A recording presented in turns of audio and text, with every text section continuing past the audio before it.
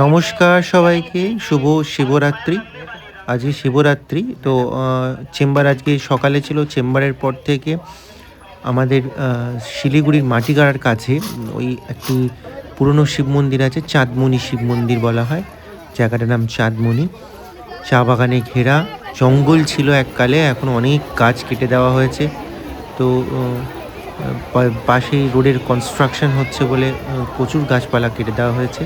এখন অনেকটাই জঙ্গলের মতন নেই। তো আজকে চলে গেছিলাম সকালবেলায় দেখতে।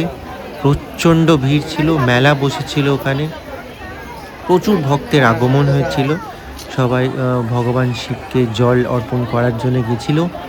তো আমি ওই চলে গেলাম। আজকে যেহেতু পেশেন্ট লোড কম ছিল, সকালবেলাটা করে সন্ধ্যাবেলাটা অফ ছিল, তাই জন্যে আমি চলে গেছিলাম দেখতে কীরকম ওখানে পরিস্থিতি। খুব ভালো লাগছিল দেখে, প্রচুর লোকের আগমন হয়েছিল। অনেক অনেক লোক এসেছিল মেলা ঘুরতে, পুজো করতে।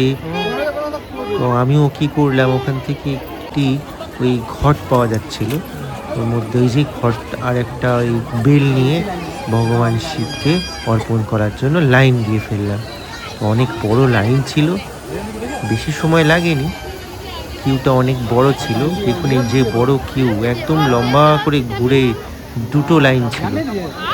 ওই কিউ ভেঙে আমি গেলাম ভেতরে, ভগবান শিবকে জল অর্পণ করলাম, সবাইকে ভালো রাখার প্রার্থনা করে তারপরে আবার একটু আশেপাশে সব কিছু ঘুরে চলে এলাম।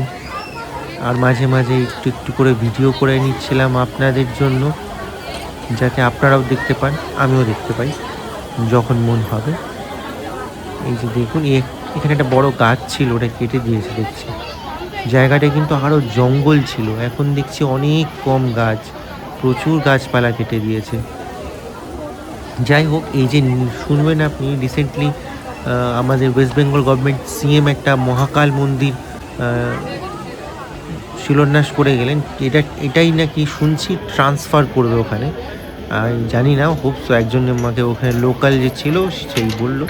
এই দেখুন, এই কিউটা ভেঙে ভেতরে ভগবানের শিবলিঙ্গটা আছে, সবাই যাচ্ছে ভেতরে। ভিডিও করা হয়নি, ভিডিও করতে সুযোগ পাইনি। এই দেখুন, একটা ছোট্ট মেলা বসেছিল, ছোট্ট মেলার আশেপাশেরটা একটু ঘুরে আমি দেখলাম, ভালোই লাগলো। গ্রাম্য মেলা যেমন হয়, একদম গ্রাম্য মেলার মতন, বেশ ভালো লাগবে।